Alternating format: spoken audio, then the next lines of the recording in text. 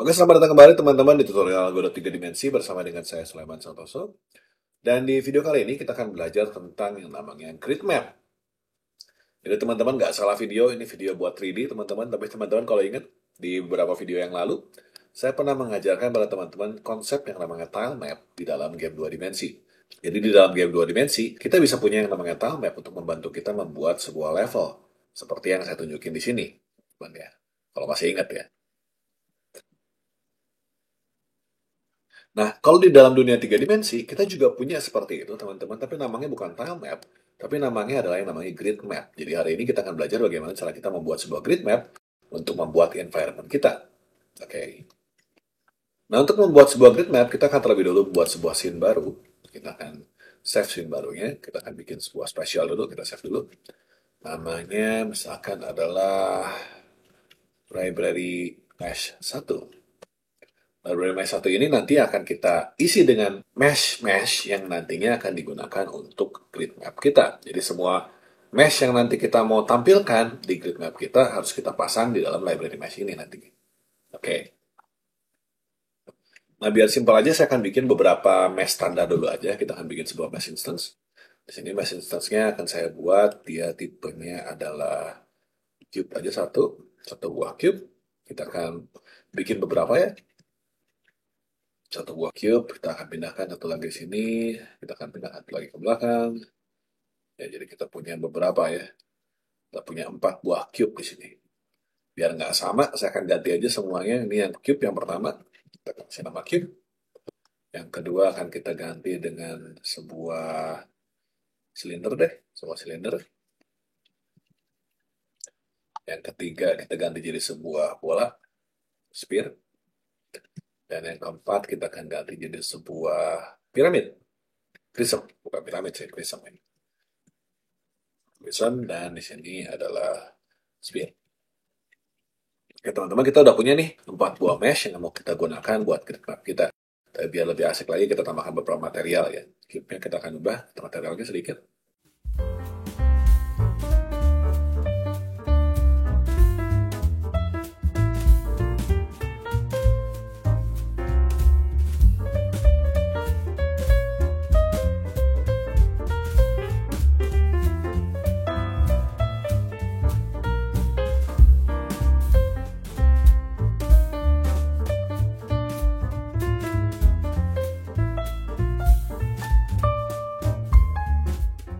Nah, sekarang untuk kita menjadikan sebuah grid map, maka sisi ini harus kita convert dulu dia menjadi sebuah bentuk baru, yaitu mesh library, teman-teman. Jadi kita bisa klik scene, kemudian kita klik convert to mesh library, kita akan mengubah si scene yang ada saat ini menjadi sebuah mesh library. Kita akan kasih nama mesh library-nya ini sebagai sebuah library mesh 1.tres. Jadi sekarang kita udah punya, kalau teman-teman lihat, sebuah library mesh 1.tres. Ini adalah file kita yang terdiri dari mesh-mesh yang ada di sini. Gitu ya. Nah, setelah kita udah punya seperti ini, kita bisa pindah ke scene 1 kita ini, yang cuma ada monkey with animation, directional light, spatial, dan kamera. Kita akan tambahkan satu buah node baru yang namanya adalah grid map. Nah, kalau kita klik sini, grid map ini teman-teman bentuknya kayak begini. Dia turunan dari spatial, turunan dari node.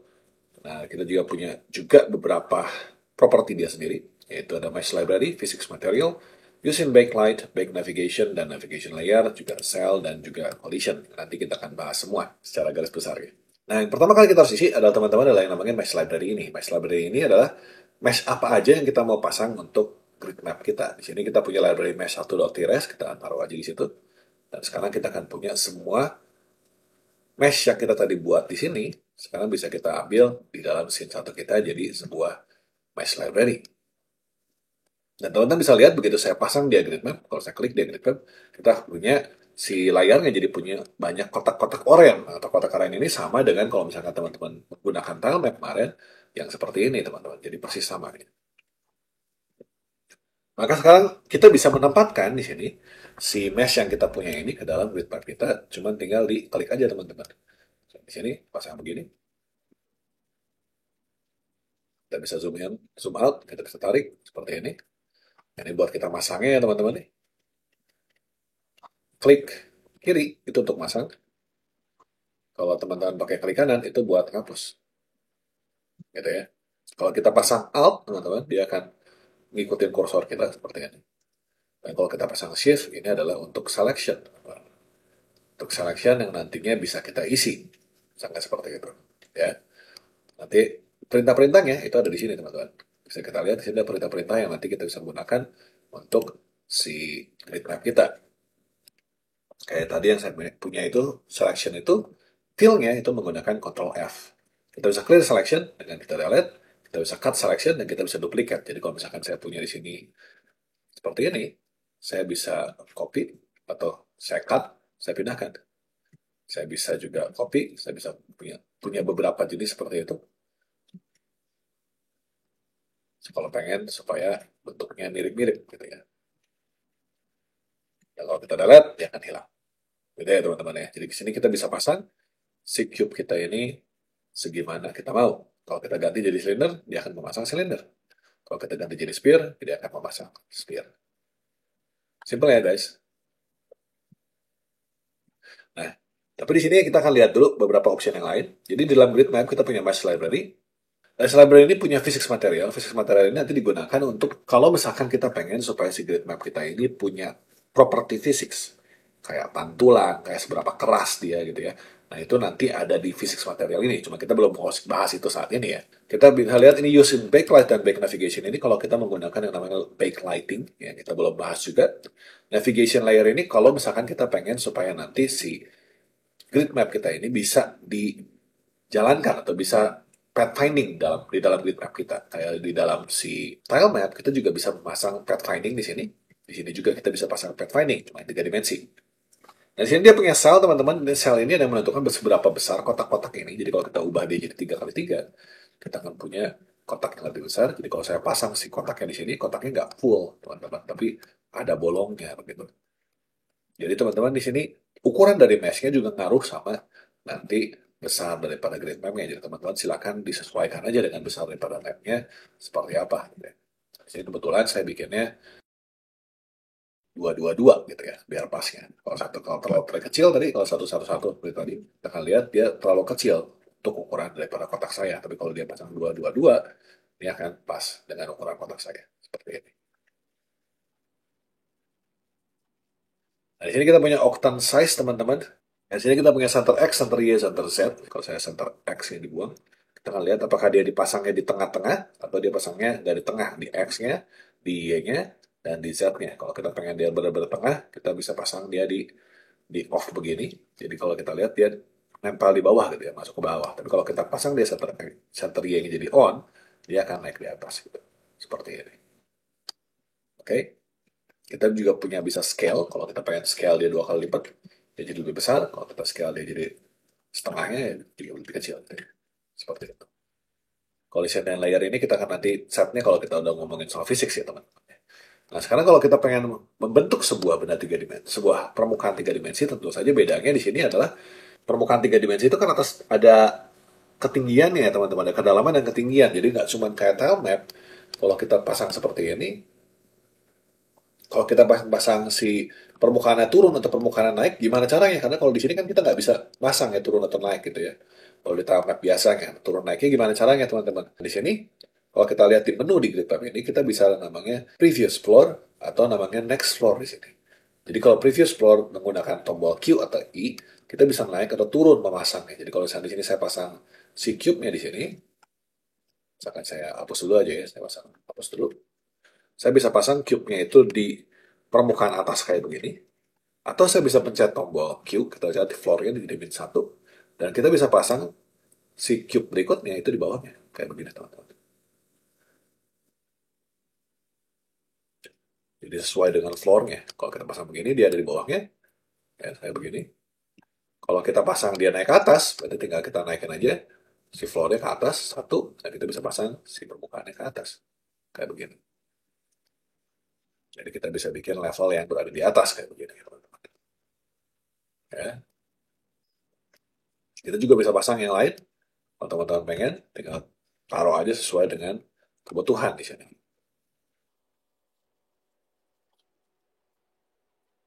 Oke, Nah, itu adalah kita menggunakan floor, teman-teman. Teman-teman juga bisa atur floornya di sini ya. Kalau pengen atas bawah, kita bisa atur di sini floornya.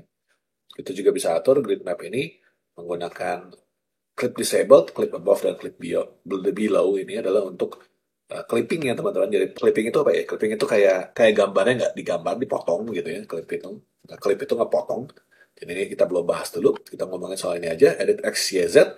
Jadi kalau teman-teman lihat tadi yang kita lakukan adalah kita edit, tadi edit Y-nya teman-teman. Dengan gridnya itu di sumbu Y. Tapi kalau kita klik di sini dan kita atur jadi sumbu X-axis, maka sekarang teman-teman kita akan bisa pasangnya si kotaknya itu sejajar dengan sumbu X. Kayak begitu tuh. Si gridnya ya. Kayak begitu tuh. Nah, kalau misalnya gridnya hilang, teman-teman keluar aja, balik lagi, dia akan muncul lagi. Ini kalau saya pengen supaya dia masangnya itu di X-axis gitu ya, sumbu X. Kalau kita bisa pindah dia juga ke Z-axis kan. Kalau Z-axis berarti dia bisa berhangnya seperti ini teman-teman. Nah, jadi teman-teman silakan memasang levelnya itu sesuai dengan apa yang teman-teman butuhkan aja gitu ya. Kalau pengen pindah ke X, Y, Z, sebenarnya tinggal kita atur menggunakan keyboard ada di tombol X, Y, Z, teman-teman. ZXC, maaf. Di tombol ZXC. Jadi teman-teman bisa atur mau dia mundur satu, naik satu, tergantung dari keperluan teman-teman dan di sumbu mana yang kita mau pasang ke si benda ini. Oh, by the way, teman-teman, bendanya juga bisa kita putar-putar juga. Jadi kalau misalkan kita punya di sini, kita bisa kursor rotate A, Y, dan Z. Jadi kalau misalkan kita mau pasang sebuah benda gini, kita bisa tekan A, SD. A, SD itu buat merotasi si permukaannya. Jadi kalau permukaan yang bilang dirotasi kayak begini. Mungkin lebih jelas kalau saya kasih lihat prism aja ya. Prism, kalau saya rotasi, kayak begitu teman-teman. Jadi kita bisa atur, kita mau rotasinya seperti apa. Kalau pasang seperti ini, atau pasangnya seperti apa. Oke. Nah, kita juga bisa atur di grid map ini, ada juga kursor back rotate. Kalau back rotate berarti balik lagi. Jadi selain kita kursornya A, berarti kalau A muter, kalau shift A berarti muternya balik gitu ya teman-teman ya. Di sini juga ada beberapa settingan yang kita bisa atur. Nah, itu adalah untuk grid map. Nah, oke. Oke, nah sedikit tambahan sedikit aja teman-teman bahwa si grid map ini juga bisa kita pasang collision. Jadi kalau nanti kita mau menggunakan physics, maka si grid map ini juga bisa kita pasang collision sehingga nggak nembus begitu ya. Jadi contohnya di sini sekarang saya mau mengubah si monkey head saya ini yang tadinya begini jadi sebuah rigid body ya. Kita akan ubah dia jadi rigid body. Rigid body dan kita akan pasang di rigid body ini sebuah shape. Collision shape. Collision shape-nya kita akan pilih menggunakan sphere aja. Sphere size seperti ini. Sebenarnya kita bikin dua aja teman-teman supaya lebih pas ya. Jadi kita akan ubah nih tampilannya jadi wireframe supaya lebih kelihatan ya teman-teman. Kita akan ukur si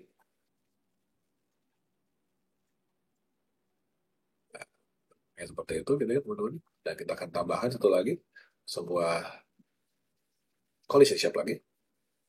Collision shape-nya juga ada sebuah sphere. Ini supaya biar lebih akurat aja teman-teman. Jadi kita akan pasang si sphere yang ini dia lebih bawah sedikit ya di bawah. Kita akan pasang dia di bawah sedikit.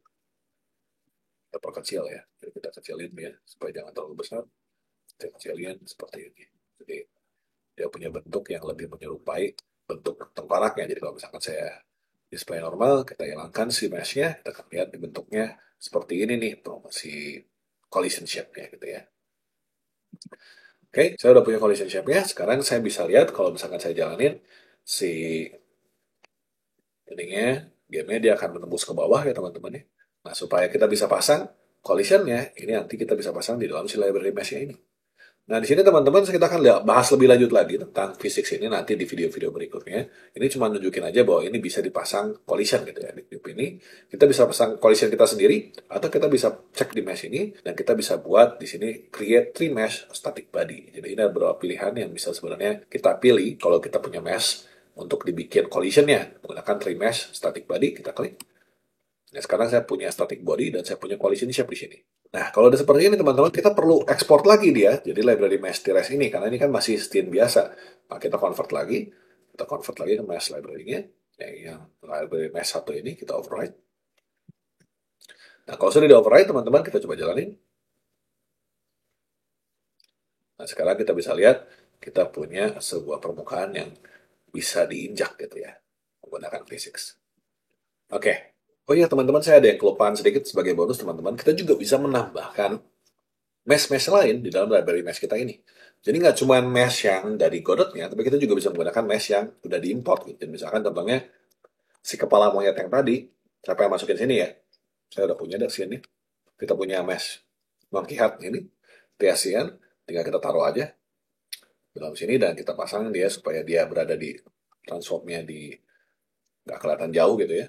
Misalkan di on, majuin aja.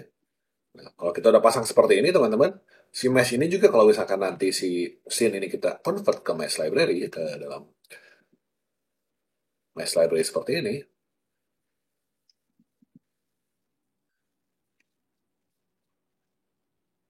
maka sekarang kalau kita balik lagi ke dalam si scene 1, di grid map kita akan punya si kepala monyet yang sama. Jadi kepala monyetnya itu bisa kita pasang juga. Nah, seperti ini, menggunakan si grid map. Oke, jadi kalau teman-teman pengen bikin kayak pohon, pengen bikin kayak ada rumah-rumahan, pengen bikin levelnya, teman-teman bisa bikin menggunakan grid map ini sangat mudah sekali. Gitu ya. Oke, saya rasa cukup untuk pengenalan tentang grid map. Semoga bermanfaat buat teman-teman dan kita akan ketemu lagi di video-video berikutnya. Terima kasih banyak atas perhatiannya.